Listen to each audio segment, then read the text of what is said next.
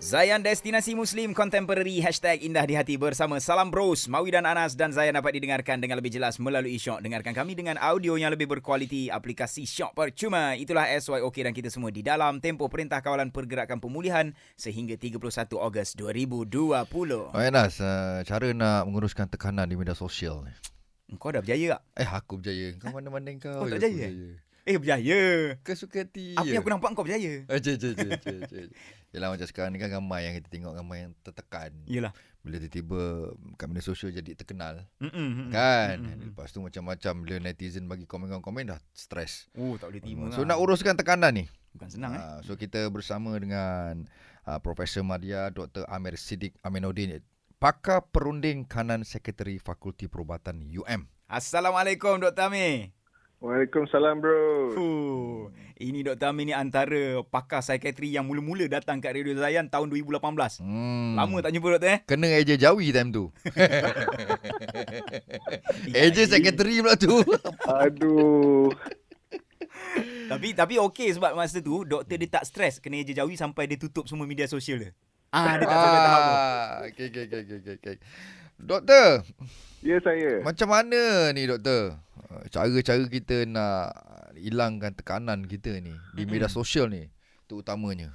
Yang pertama kita perlu tahu kenapa kita nak ke media sosial tu. Kadang-kadang orang buka Facebook account, Insta account, dia pun tak tahu kenapa dia buka. Lepas tu kalau dia terletak benda yang mungkin menarik perhatian orang, lepas tu tiba-tiba dia dah jadi terviral. Dan disebabkan oleh itu, kalau kita semua fikirkan balik, kalau kita dah masuk ke dalam media sosial tanpa ada tujuan dan sebab, kadang-kadang kita boleh berada di situ berjam-jam. Betul. Dan juga semasa kita berada di situ juga, kita perlu mengetahui bahawa media sosial ini bukanlah realiti sebenar. Ya, dia satu parallel universe juga, tapi dia bukan realiti sebenar. Maka bila kita nak mengomen contohnya, fikirlah sebelum kita komen. Kerana apa yang kita letakkan di media sosial itu akan berada di situ untuk jangka waktu yang lama. Kadang-kadang kita pun tak sangka benda itu akan membawa kepada isu-isu lain yang mungkin akan menyebabkan tekanan kepada kita. Maka dalam konteks itu, maka kita perlu fikirkan sebelum kita menaik ataupun menguploadkan gambar contohnya. Kerana dia boleh menyebabkan isu-isu lain yang mungkin kita tak sedar. So it's quite important for us to think before we write ataupun think before we post. Sekarang ni kan zaman media sosial. So ada juga yang buat akaun tu untuk skodeng orang punya akaun. Ada Ada. Dia nak usah-usah, apa dia panggil, stalker. Dan ada juga yang buat akaun media sosial ni untuk jadi influencer, untuk viral, untuk dikenali. Tapi bila dikenali je tak boleh handle. Tak tahan. Pasal dia tak tahu hidup orang jadi orang popular ni macam mana. Bila kena kecam dengan netizen, tak boleh tahan, tutup media sosial semua kan. So macam mana ni kita nak handle tekanan ni? Kita tanya pada Profesor Madya Dr. Amir Siddiq Aminuddin, iaitu Pakar Perunding Kanan Sekretari Fakulti Perubatan UM. So macam mana doktor? Yang pertama sekali itu untuk kita tak mengelakkan membuat keputusan yang terburu-buru. Kita perlu mengawal emosi kita. Because biasanya bila kita dalam keadaan tertekan, stres, dia akan mengeluarkan berbagai-bagai jenis hormon yang menyebabkan kita kadang-kadang tak dapat berfikir secara baik. Betul. Janganlah buat dalam keadaan terburu-buru, kerana bila kita dalam keadaan tertekan itu, mungkin kita akan membuat keputusan yang tidak rasional ataupun yang tidak baik. Yang kedua tu juga perlu kita ingati bahawa dalam membuat keputusan tu kita perlu dalam keadaan yang cergas. Juga dalam membuat keputusan tu biasanya ada beberapa tips kita boleh ambil. Yang pertama tu mungkin kalau keputusan tu penting tapi kita tahu dia akan berlaku kembali. Contohnya pandemik COVID kita pernah melalui PKP. Semua pun tak nak melalui PKP yang sama. Tak nak. So maka kalau keputusan tu perlu diambil, so kita perlu memikirkan situasi, berbagai-bagai situasi, dan mungkin kita kena rehearse dalam syarikat kita ataupun dalam diri kita. Yang kedua tu buatlah risk assessment sebelum kita buat keputusan. Faham. Pro dan kontra.